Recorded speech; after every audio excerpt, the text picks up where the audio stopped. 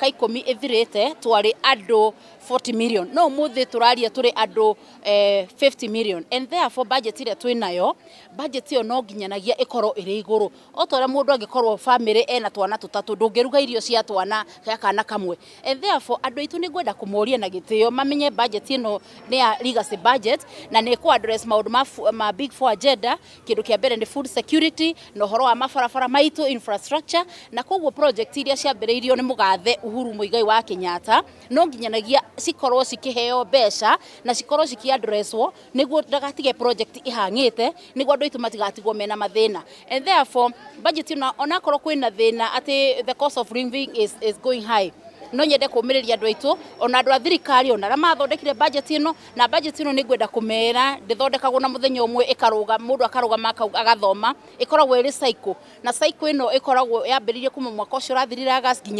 ginya June jurie taxman na gitio muno ndakahingire andu biashara turaumite covid bururi witu ni ukoretwo ina thina na nitukoretwo twina mathina maingi koguo andu marekwo maranirie na negotiate niguo akorwo ni tax icio cikorwo cikinegotiatwo niguo handu ha kuhingirwo biashara ri